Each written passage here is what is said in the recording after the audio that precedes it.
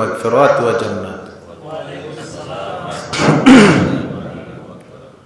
সর্বপ্রথমে মহান আল্লাহ পাক রব্বুল আলামিনের দরবারে শুকরিয়া আদায় করি যে মহান মালিক আমাদের প্রত্যেককে নির্দিষ্ট সময়ে মসজিদে আসার বসার কথা বলার, আল্লাহ রাব্বুল আলামিনকে সিজদা করার তৌফিক দিয়েছেন। এজন্য সকলে মিলে শুকরিয়া স্বরূপ বলি আলহামদুলিল্লাহ।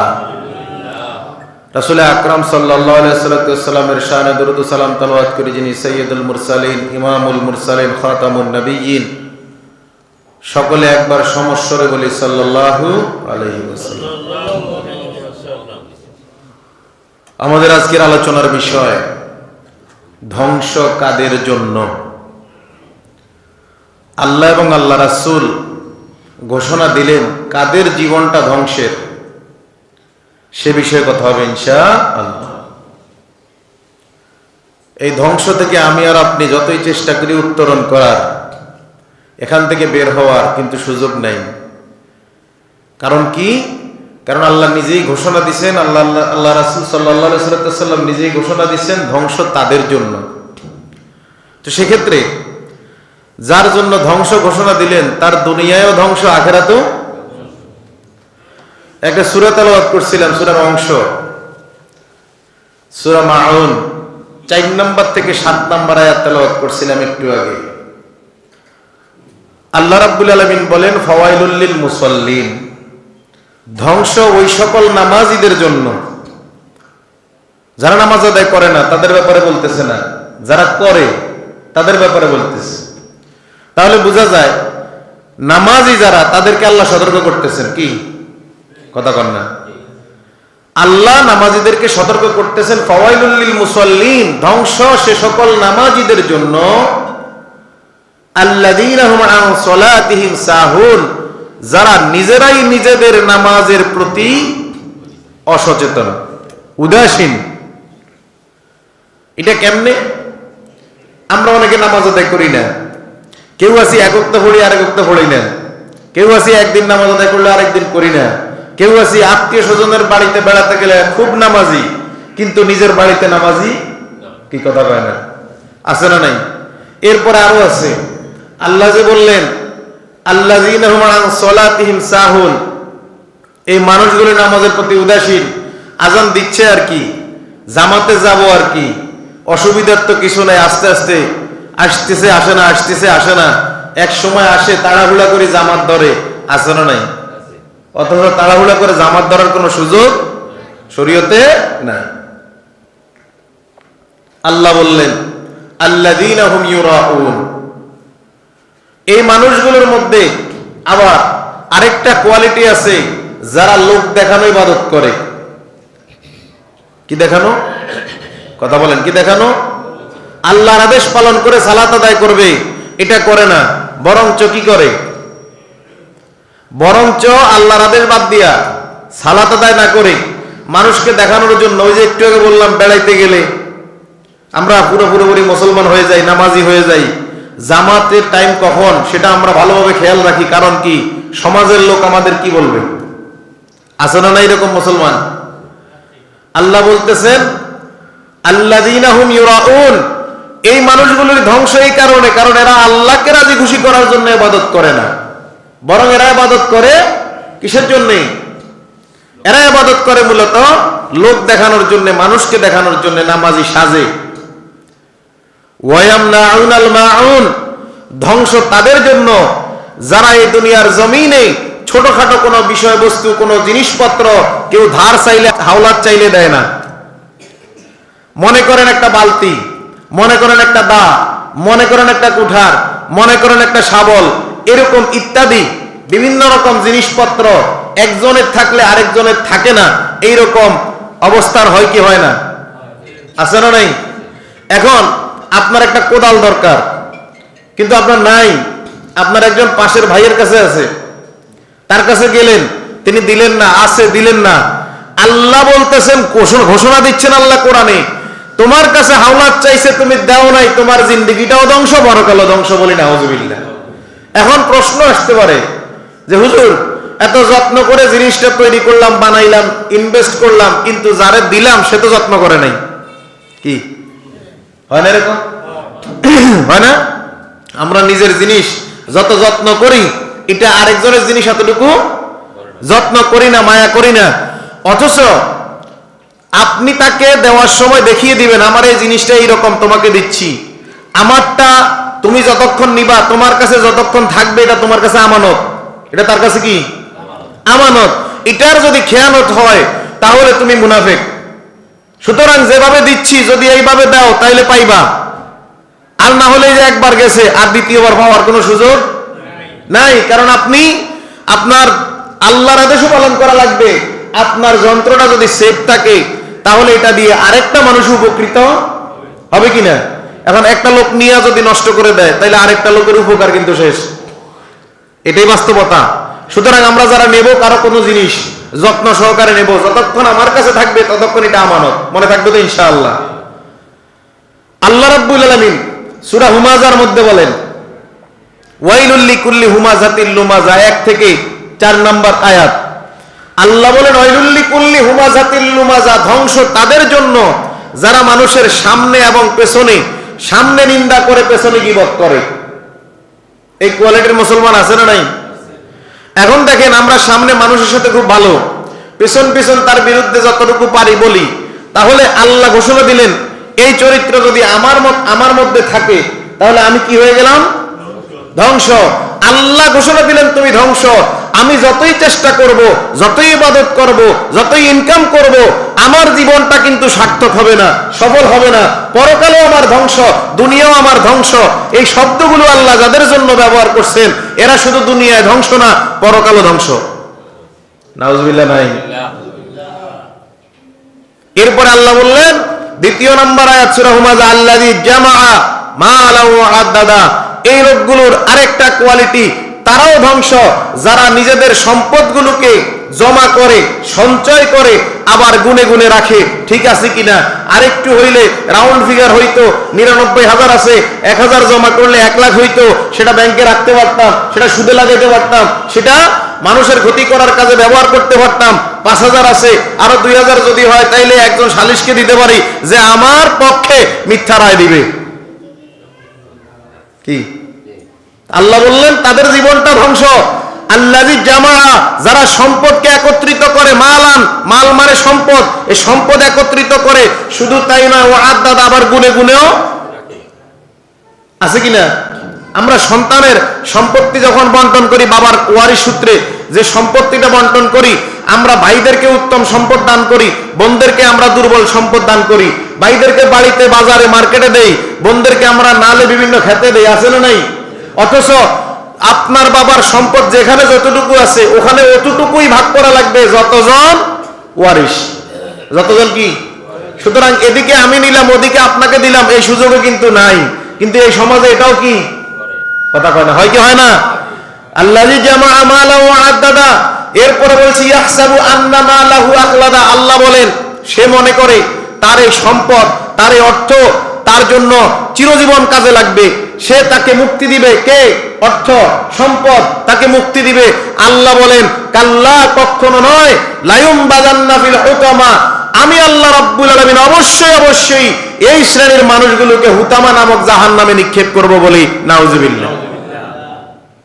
তাহলে বোঝা গেল, সামনে নিন্দা করি, পেছনে গীবত করি, সম্পদ অর্জন করি, গুনে গুনে রাখি, মনে করি এই সম্পদ আমার মুক্তি দিবে। যদি আমি এটা চিন্তা করি, আমার ইহকাল ধ্বংস, পরকাল ধ্বংস, আমার স্থান সরাসরি জাহান্নাম, যে জাহান্নামের নাম হুতামা। আল্লাহ নিজে স্পষ্ট ঘোষণা দিবেন কি দেয় নাই? দিবেন কি দেয় নাই? দিবেন। এবার দেখেন সূরা মুতাফফিফিন আয়াত 1 থেকে 5, এটাও 30 পারার মধ্যে আছে সূরা মুতাফফিফিন। আল্লাহ বলেন ওয়াইলুল লিল মুতাফফিফিন, ধ্বংস তাদের জন্য যারা ওজনে কম দেয়।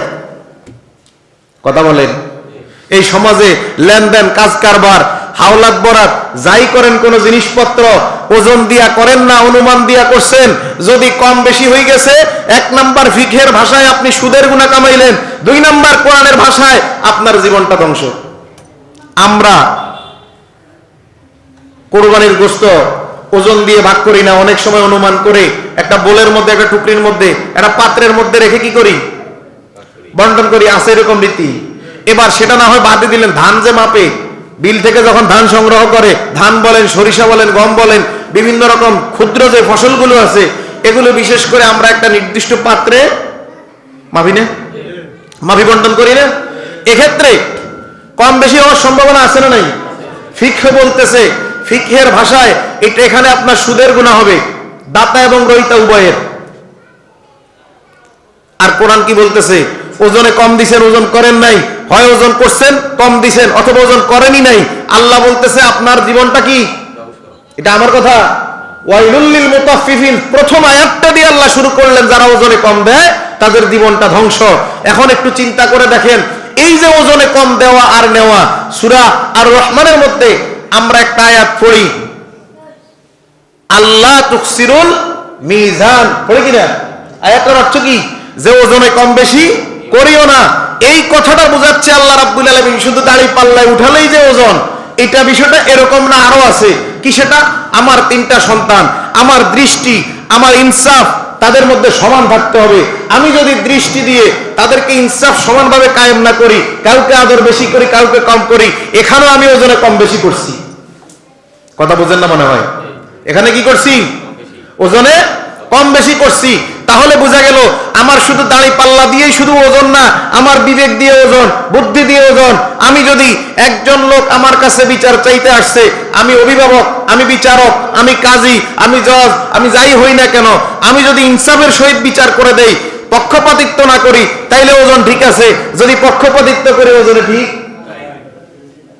কথা বুঝাইতে পারি না মনে হয়? এই কথাগুলো দিয়ে ঘন্টার পর ঘন্টা তাফসীর করা সম্ভব, সময় কম। এখন দেখেন, এই যে আল্লাহ রাব্বুল আলামিন বললেন ওজনে কম যারা করে, ওজনে কম যারা দেয়, তাদের জীবনটা আল্লাযীনা ইযা তালু আলান নাসি ইস্তাওফুন, 2 নম্বর আয়াত সূরা মুতাফফিফিন। আল্লাহ বলেন এরা যখন মানুষ থেকে নেয় তখন এরা ঠিকমতোই গুনে গুনে নেয়। কোয়ালিটি কি, যোগ্যতা কি? মানুষ থেকে যখন নেয় ঠিকঠাক মতোই হিসাব করেই দেওয়ার সময় কি? দেওয়ার সময় কম আর নেওয়ার সময়। দেখেন একটু খেয়াল করেন, চায়ের দোকানদার যারা আছেন রাগ করবেন না কেউ, আমরা যখন ক্রেতারা বলি 1 কাপ চা দেন, দোকানদার কত কাপ দেয়? কথা কয় না। আমরা চাইছি কতদূর?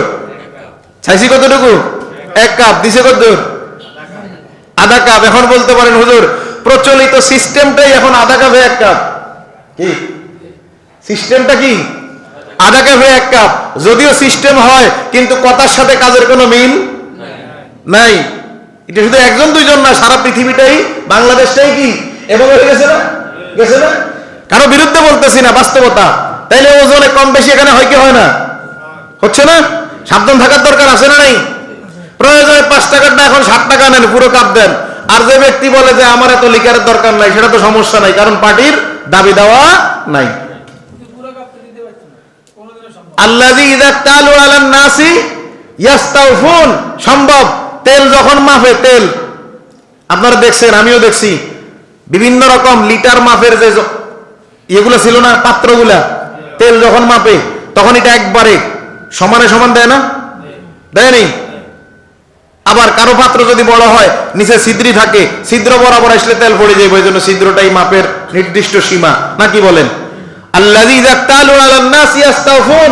পরের আয়াতে আল্লাহ বলেন, 3 নম্বর আয়াত সূরা মুতাফফিফিন, ওয়া ইযা কালুহুম আও ওয়াজানুহুম ইউকসিরুন, কিন্তু যখন সে মানুষকে দেয় তখন কম দেয়। তাইলে আল্লাহ প্রথম আয়াতে বললেন ধ্বংস তাদের জন্য যারা ওজনে কম বেশি করে। দ্বিতীয় আয়াতে বললেন নেয়ার সময় সে ঠিক মতোই নেয়। 3 নম্বর আয়াতে বললেন দেয়ার সময় কম। কথা কি আমার? কথা কি আমার? এই চরিত্রগুলো আমাদের মধ্যে আছে না নাই? আমি ওজন দিলাম আর কি, আমি চায়ের কাপের একটা জাস্ট উদাহরণ দিলাম। আপনারা ইট কিনেন না? ইট 1000 2000 ইট কিনেন তো? আজ পর্যন্ত ক্রেতা বিক্রেতা কেউ গুনে দেখছে 1000 ইট যে কিনলাম 1000 আছে? কথা বলেন না। এরকম হাজার হাজার সমস্যা আমাদের মধ্যে আছে। ওই যে বললাম একটা আয়াত দিয়ে তাফসীর করা যায় ঘন্টার পর ঘন্টা, কয়টা বলবো? হাজার হাজার সমস্যা আমাদের মধ্যে আছে না নাই? এজন্য চায়ের কাপ দিয়ে বা ইট দিয়ে উদাহরণ দিলাম আর কি। আল্লাহ আমাদের বুঝার তৌফিক দেখ, বলি আমিন। আল্লাহ বলেন আলা ইয়াযুন্নু উলাইকা আন্নাহুম মাবউসুন, সূরা মুতাফফিফিন আয়াত নাম্বার 4। আল্লাহ নিজে ঘোষণা দিচ্ছেন আলা ইয়াযুন্নু উলাইকা আন্নাহুম মাবউসুন। এই লোকটা কখনো চিন্তা করে নাই যে তাকে অবশ্যই অবশ্যই কি করতে হবে? আল্লাহ রাব্বুল আলামিনের কাছে জবাব দিতে হবে। কোন একদিন, লিয়াউমিন আজিম পরের আয়াতে আল্লাহ বলেন একদিন, যে দিনটার নাম পুনরুত্থান দিবস। সেদিন আমাদেরকে জবাব দেওয়া লাগবে কি লাগবে না? লাগবে কি লাগবে না? এবার দেখেন ধ্বংস কাদের জন্য। তাহলে 1 নাম্বার বললাম যারা নামাজে অসচেতন, 2 নাম্বার বললাম যারা জিনিসপত্র হাওলাত দেয় না, মনে আছে? যারা মানুষকে লোক দেখানো ইবাদত করে। এরপরে বললাম সামনে পেছনে যারা গীবত করে, যারা সঞ্চয় করে সম্পদ, আছে না নাই? এরপরে কি বলছিলাম ধ্বংস কাদের জন্য? যারা গুনে গুনে রাখে, এরপর আবার মনে করে এই সম্পদটাই তার কাজে লাগবে বিপদে আপদে, আসলে লাগবে না। এরপরে আবার ধ্বংস কাদের জন্য? যারা ওজনে কম বেশি করে। কি ঠিক আছে? এবার আসেন, ধ্বংস আরো আছে, শুধু এগুলো না, আরো আছে। কি সেটা একটু শুনেন। সূরা বাকারা আয়াত নাম্বার 195। কোন সূরা? আয়াত নাম্বার। আল্লাহ রাব্বুল আলামিন বলেন, ও আনফিকু ফি সাবিলিল্লাহ, তোমরা আল্লাহর রাস্তায় দান করো। আল্লাহর রাস্তায় কি করো? এখানে শুধু অর্থকড়ির ব্যাপার না, আরো আছে। আপনি এই জমিনে যতদিন বেঁচে আছেন, এই পৃথিবীতে কোরআনের রাজ কায়েম করার জন্য, আল্লাহর জমিনে আল্লাহর হুকুমত কায়েম করার জন্য, বাস্তবায়ন করার জন্য আমাকে আপনাকে আল্লাহ যতটুকু হায়াত দিছে, এখান থেকে একটা সময় আল্লাহর রাস্তায় ব্যয় করো। ও আনফিকু ফি সাবিলিল্লাহ, আল্লাহর রাস্তায় ব্যয় করো। এখানে শুধুমাত্র টাকা পয়সা ব্যয় করো, সম্পদ ব্যয় করো, আয়াতের মধ্যে এরকম কোনো কথা বোঝা গেল? আল্লাহ প্রদত্ত আমি যা পাইছি তার থেকেই আল্লাহর রাস্তায় আবার ব্যয় করা লাগবে। ঠিক আছে কথা? কেমনে আল্লাহর রাস্তায়, আল্লাহর জমিনে আল্লাহর দিন কায়েম করবেন? কেন? কথা আসতেছে একই আয়াতে। আমার বানানো না, আমার বানানো না, একই আয়াতে আল্লাহ বলেন, ওয়ালা তুলকু বিআইদিকুম ইলা তাহলুকা, তোমরা নিজেরা নিজেদের পায়ে কুড়াল দিও না, নিজেরাই নিজেদের ধ্বংস ডেকে এনো না। আয়াতটা কার কথা বলেন? সূরা বাকারা আয়াত 195। প্রয়োজনে সফটওয়্যার যাদের কাছে আছে এখন দেখতে পারেন। আল্লাহ বললেন তোমরা কখনোই নিজেরা নিজেদের ধ্বংস ডেকে এনো না। আবু দাউদের 2512 নম্বর হাদিস। এই আয়াতের এই অংশের, এই যে আল্লাহ বললেন নিজেরা নিজেদের ধ্বংস ডেকে এনো না, এই আয়াতের এই অংশের তাফসিরের মধ্যে ব্যাখ্যায় শানে নজুল, এই আয়াতটা কেন নাজিল হইল, এই অংশটা কেন নাজিল হইল, আবু দাউদের 2512 নম্বর হাদিসের মধ্যে শানে নজুল পাওয়া যায়। হযরত আবু আইয়ুব আনসারী রাদিয়াল্লাহু তাআলা বলেন যে আমরা যখন দেখলাম আল্লাহ রাব্বুল আলামিন পুরো মক্কা মদিনায় ইসলাম কায়েম করে দিয়েছে, ইসলাম প্রতিষ্ঠিত, এখন আমরা চিন্তা করলাম আর তো জিহাদের দরকার, আর তো জিহাদের দরকার নাই, ইসলাম তো কায়েম। এখন আমরা সিদ্ধান্ত নিলাম আল্লাহ রাসূলকে গিয়ে বলি যে আমাদেরকে এবার সুযোগ দেন, আমরা বাড়ি যাই, পরিবারের কাছে যাই, আমরা একটু ক্ষেত খামারে কৃষি কাজ করি, অর্থাৎ দুনিয়ার সাংসারিক কাজে সময় দেই। আল্লাহ রাসূলের কাছে যখন গেল, আল্লাহ রাসূল বললেন যে তোমরা কি জানো না আল্লাহ কি বলছে? ওয়ালা তুলকু বিআইদিকুম ইলা তাহলুকা, তোমরা নিজেরা নিজেদের ধ্বংস করো না। আল্লাহ বুঝাতে চাইলেন জিহাদ ছেড়ে দিও না। কি বলছে? রেফারেন্স দিয়ে বললাম আবু দাউদ 2512 নম্বর হাদিস, এই আয়াতের শানে নজুল। আল্লাহ রাসূল বললেন তোমরা জিহাদ ছেড়ে দিও না, কারণ আল্লাহ বুঝাতে চেয়েছেন মূলত যদি জিহাদ ছেড়ে দাও তাহলে তোমরাই তোমাদের নিজেদের ধ্বংস ডেকে আনলে। একই আয়াতে আল্লাহ বললেন আহসিনু, তোমরা কল্যাণকর কাজ করো, যেই কাজগুলো আল্লাহ রাসূল করেছেন, আল্লাহ নির্দেশ দিয়েছেন সেগুলো করো। ইন্নাল্লাহা ইউহিব্বুল মুহসিনিন, অবশ্যই আল্লাহ রাব্বুল আলামিন সৎকর্মশীলদের ভালোবাসেন। কার সিদ্ধান্ত? কার সিদ্ধান্ত? এবার দেখেন ধ্বংস কাদের জন্য? সূরা বাকারা আয়াত নাম্বার 276। কোন সূরা? বাকারা আয়াত নাম্বার 276। আল্লাহ রাব্বুল আলামিন বলেন ইয়ামহাকুল্লাহুর রিবা, আল্লাহ সুদকে ধ্বংস করেন, ওয়া ইউরবিস সাদাকাত, দান অনুদানকে আল্লাহ রাব্বুল আলামিন বৃদ্ধি করে দেন। সুবহানাল্লাহ। এবার দেখেন প্রথম শব্দটা আল্লাহ কি ব্যবহার করছেন? ইয়ামহাকুল্লাহুর রিবা, আল্লাহ সুদকে ধ্বংস করে দেয়। তাহলে বোঝা যায় দুনিয়ার জমিনে আমি আপনি ভালো থাকার জন্য, ভালো রাখার জন্য ব্যবসা বাণিজ্য ঘর বাড়ি যাই কিছু করি না কেন, যেখানে আমার সুদের গন্ধ আছে, চাকরি বাকরি অর্জন থেকে শুরু করে সব জায়গায় সাময়িকভাবে আমি মনে করি আমি ভালোভাবে জীবন ধারণ করতেছি, ভালোভাবে ভালো আছি, সমাজে 8-10 জনের চেয়ে আমি ভালো আছি। কিন্তু একটা পর্যায়ে যেখানে আল্লাহ ঘোষণা দিলেন তোমাকে এটা ধ্বংস করে দিবে, আজ না হোক কাল, টুডে অ্যান্ড টুমরো, 10 বছর পর 20 বছর পর একদিন না একদিন আপনার পতন আসবেই। ভুল বললাম কথা? ভুল বললাম? আল্লাহ সিদ্ধান্ত দিলেন ইয়ামহাকুল্লাহুর রিবা, আল্লাহ সুদ ধ্বংস করে দেন। এবার দেখেন সহিহ মুসলিম হাদিস নাম্বার 1598 নম্বর হাদিস কি বলেন দেখেন। আন জাবের রাদিয়াল্লাহু আনহু قال লাআনা রাসূলুল্লাহ সাল্লাল্লাহু আলাইহি সাল্লাম, হযরত জাবের রাদিয়াল্লাহু আনহু বলেন আল্লাহ রাসূল লানত দিলেন। কি লানত দিলেন? আকিলার রিবা, যে ব্যক্তি সুদ খায়, ওয়া মুকিলাহু, যে ব্যক্তি সুদ দেয়, ওয়া কাতিবাহু, যেই ব্যক্তি লেখে, ডিড লেখে না, লেখে না, লেখে, ওয়া শাহিদাইহি, যারা সাক্ষী দেয়। কয় শ্রেণীর কথা বললেন? 1 নাম্বার খায়, 2 নাম্বার দেয়, 3 নাম্বার লেখে, 4 নাম্বার কি বলছে? যারা সাক্ষী দেয়। একই হাদিসে আল্লাহ রাসূল বলেন ওয়া ক্বালাহুম সাওয়াউন, এদের সকলের, এই সকলের গুনাহ সমান। নাউজুবিল্লাহ। এই হাদিসের শুরুতে রাসূল বলছেন লানা রাসূলুল্লাহ, মানে আল্লাহ রাসূল লানত দিবেন। তার মানে কি? ইহকালও শেষ, পরকালও শেষ। সুতরাং সাবধান। সুদ গ্রহণ করে করে আমরা ঘরবাড়ি করি, 5 লাখ নিজের, 2 লাখ হোম লোন, এই যে লইলেন, এই ঘরের ভিতরে যত বছর পর্যন্ত আপনি ইবাদত করলেন, আপনার মেহমান ইবাদত করলো, কোরআন তেলাওয়াত করলেন, সম্পূর্ণ হারাম, কিচ্ছু হয় নাই। সিদ্ধান্ত নেন কিরবেন। হোম লোন করবেন, ল্যান্ড লোন করবেন, বাড়ি গাড়ির লোন করবেন, আপনি পণ্য কিনেন, সেটা হালাল। কিন্তু আপনি যখন জমি কিনবেন, টাকা নেবেন কোনো ব্যক্তি থেকে, আপনি যখন বিল্ডিং করবেন, টাকা নেবেন কোনো ব্যক্তি থেকে, টাকা নিয়া মাল কিনা, আবার এটারে আপনি বিল্ডিং করবেন কিংবা জমি কিনবেন, যাই করেন সাবধান, আপনিও এটার সুফল ভোগ করবেন না, আপনার পরবর্তী প্রজন্ম সুফল ভোগ করার সুযোগ। এবার আসেন, চাকরি বাকরিতে আমরা ঘুষ দেই কি দেই না? ঘুষ প্রবণতা আছে না নাই? আছে। আবু দাউদ শরীফ হাদিস নাম্বার 358। কোন কিতাব? হাদিস নাম্বার 358। আন আব্দুল্লাহ ইবনে ওমর রাদিয়াল্লাহু তাআলা আনহু লানা রাসূলুল্লাহ সাল্লাল্লাহু আলাইহি ওয়াসাল্লাম, ফলো করেন হাদিসটা আব্দুল্লাহ ইবনে ওমর রাদিয়াল্লাহু তাআলা থেকে বর্ণিত। তিনি বলেন আল্লাহ রাসূল নিজে লানত দিয়েছেন আলার রশি ওয়াল মুরতাশি, যে ঘুষ দেয়, যে ঘুষ গ্রহণ করে, উভয়ের প্রতি লানত কে দিছে? কথা বলেন, কে দিছে? আল্লাহ রাসূল সাল্লাল্লাহু। এখন সিদ্ধান্ত আমার আর আপনার, চাকরি নেব ঘুষ দিয়ে, জীবনভর যা কামামু সম্পূর্ণ হারাম। উপর দিয়ে হয়তো কেউ জানে না, দাতা গ্রহিতা এরা কাউকে প্রকাশ করে নাই, প্রেস্টিজের বিষয়। আমি ঘুষ দিয়ে চাকরি নিয়েছি, সমাজের মানুষ জানলে এটা আমার প্রেস্টিজের বিষয়, এজন্য আমি হয়তো বলি না। কিন্তু ঘটনাটা হচ্ছে, আপনি বলেন নাই ঠিক, আমলনামা যার কাছে বিচার করবেন যিনি, আমার জীবনের বৈধ অবৈধ যার কাছে হিসাব দেওয়া লাগবে, তিনি যদি জানেন আমি অবৈধ পথে চাকরিটা নিছি, তাহলে আমার কি হবে?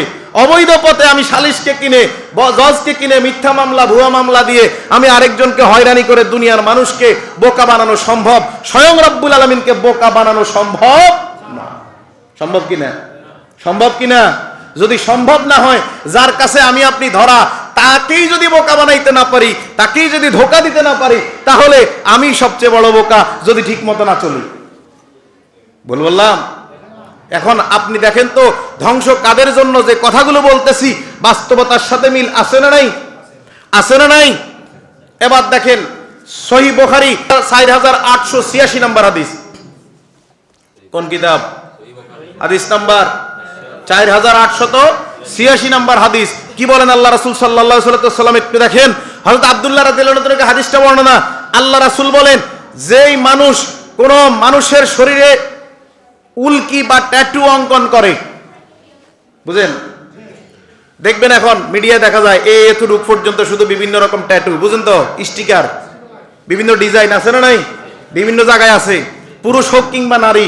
রাসূল বললেন এই হাদিসে, যদি কেউ কারো শরীরে ট্যাটু অঙ্কন করে অথবা করায়, আমি নিজের বডিতে আপনাকে দিছি সুযোগ, আপনি করছেন, অথবা আপনার বডিতে আমি করছি, যাই হোক না কেন, করে এবং করায়, এই দুইজনের প্রতি লানত। কইতেছি। এখন দেখেন ভাই যে প্রশ্নটা করছে যে মেহেদি একেও কি করে?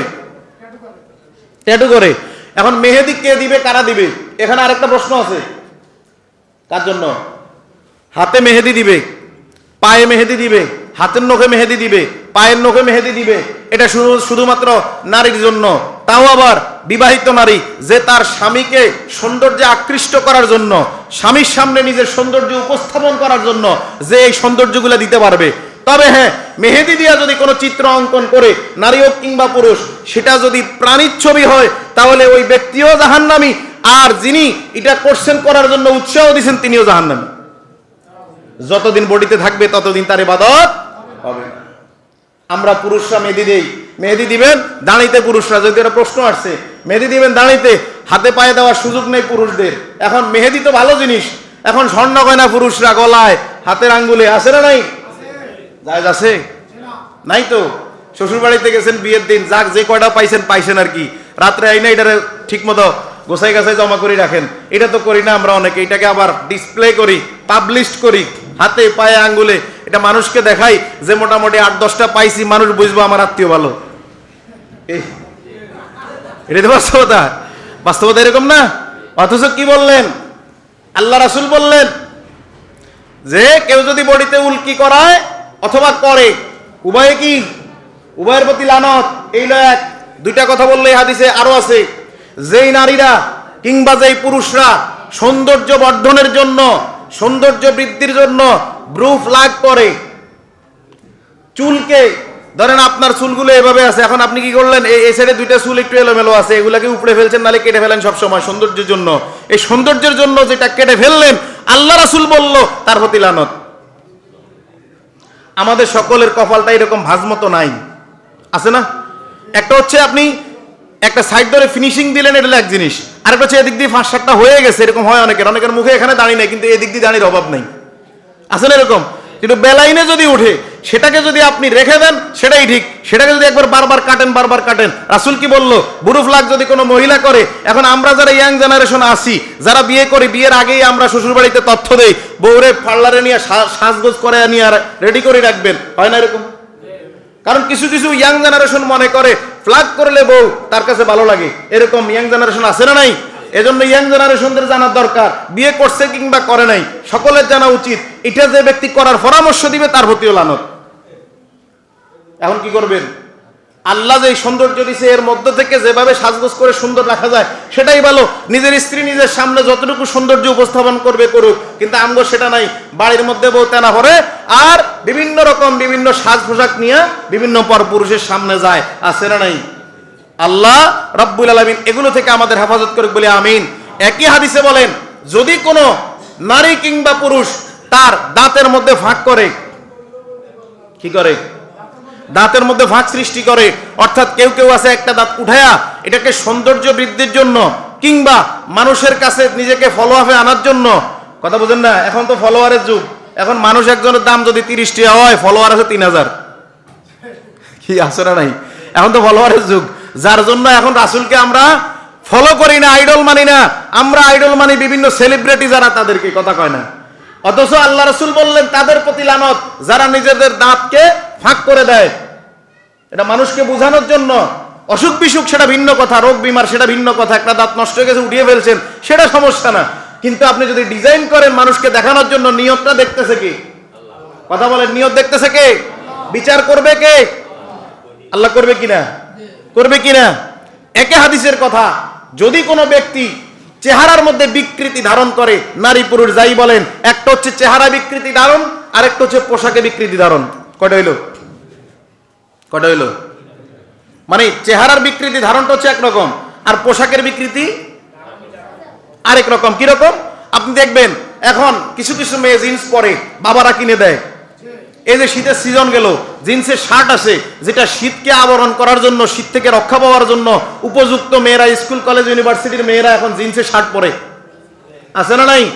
অথচ আল্লাহ রাসূল স্পষ্ট বললেন, আপনি সম্পূর্ণ, এই হাদিসের অন্য হাদিসের কথা, আল্লাহ রাসূল বলছেন কোন নারী যদি পুরুষের পোশাক পরে, পুরুষ যদি নারীর পোশাক পরে, উভয়টা উভয়ের জন্য হারাম। কি বললো?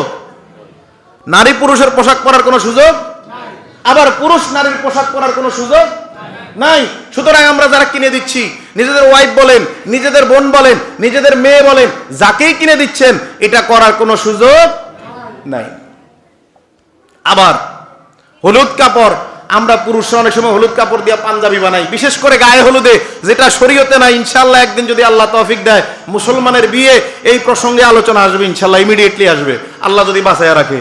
এখন দেখেন গায়ে হলুদে যে হলুদ কাপড়ের প্রবণতা, বিশেষ করে পুরুষরা, ইয়াং জেনারেশন একসাথে 8 জন 10 জন একসাথে পাঞ্জাবি বানায়া খুব রিল্যাক্স মুডে হাঁটতেছে। আল্লাহ রাসূল নিজে বলছেন যে এই পোশাক পরা সম্পূর্ণ হারাম, নিষেধ করছেন, নিষিদ্ধ করছেন। একজন সাহাবী পরে আসছেন, আল্লাহ রাসূল তাকে বলছে এটা খুলে ফেলো, খুলে ফেলছে, সে বাড়িতে নিয়ে গেছে, পরবর্তীতে সেই সাহাবী আগুনে ফেলে দিছে। একদিন রাসূল জিজ্ঞাসা করলেন, তোমার কাছে যে হলুদ কাপড়টা ছিল সেটা কই? তিনি বলছেন যে আপনি যেহেতু বলছেন খুলে ফেলতে, আমি এটা খুলে কি করছি? আগুনে পড়ে দিছি। দেখেন খেয়াল করে রাসূলের প্রতি তারা কতটা অ্যাক্টিভ ছিল, কতটা আনুগত্য ছিল। আল্লাহ রাসূল বলেন তোমাকে পরিধান করতে নিষেধ করছি, কিন্তু নারীদের পরিধান করতে বাধা নাই। এজন্য হলুদ কাপড় পরা মুসলমানের জন্য কি পুরুষদের জন্য হারাম, আবার নারীদের জন্য না। তবে আবার গায়ে হলুদে হালাল, এটাও বুঝেন না নাকি? সময় একবারে কাছাকাছি। ফিনিশিংটা কি বলছে? চেহারার মধ্যে বিকৃতি, শরীরের মধ্যে বিকৃতি আমরা কিভাবে করি দেখেন। এখন মডার্ন সায়েন্সের যুগ, যারা মিডিয়া ব্যবহার করেন দেখতে পাবেন, এখন প্লাস্টিক সার্জারি করে করে নারী পুরুষে রূপান্তরিত হয়, পুরুষ নারীতে রূপান্তরিত হয়, আছে না নাই? কথা বলেন। এখন গবেষণা চলে পুরুষ কিভাবে গর্ভধারণ করবে, নাউজুবিল্লাহ বলি। তো এই রকম যে বিকৃতি যারা করে, করায় কিংবা করার জন্য জ্ঞান অর্জন করে উৎসাহ দেয়, বিভিন্ন রকম পরামর্শ দেয়, সকলের প্রতি লানত। তাহলে আজকে আমরা কি বুঝলাম? এই যে কাজগুলো আমরা করি এর প্রতি লানত আছে না নাই? অবশেষে দুইটা কথা বলবো। আল্লাহ রাসূল সাল্লাল্লাহু আলাইহি ওয়াসাল্লাম মেরাজের রাত্রে জাহান্নাম দেখে আসার পরে নারীদেরকে ডাক দিয়ে বললেন তোমরা বেশি বেশি দান করো, কারণ আমি দেখছি জাহান্নামে অধিকাংশই নারী। জাহান্নামে কি অধিকাংশ? কারণ কি? নারীরা প্রশ্ন করছে আল্লাহ রাসূল অপরাধ কোনটা? কয় অপরাধ হচ্ছে তোমরা নিজেদের স্বামীদেরকে বেশি বেশি তোমরা লানত দাও। বাস্তবতা আছে না নাই? হ্যাঁ, স্ত্রী স্বামীকে লানত দেয়, আল্লাহর গজব হলো, আছে না নাই? কয়নি? কয় না? তাহলে এইরকম কোন নারী যদি করে তাহলে তার জীবনটাও ধ্বংস, বলি নাউজুবিল্লাহ। আরেকটা কথা গত জুমায় হাদিসটা বলেছিলাম, পিতা পুত্রে এবং ভাইয়ে ভাইয়ে দ্বন্দ্ব যে ব্যক্তি ঘটায় তার প্রতিও লানত। তার প্রতিও কি? আরো আছে লানতের অনেকগুলো হাদিস আছে, একদিনে এই অল্প সময়ে বলা সম্ভব না, যার জন্য সংক্ষিপ্ত আকারে কথা বলছি। আল্লাহ প্রত্যেককে আমল করার তৌফিক দেখ বলে আমিন।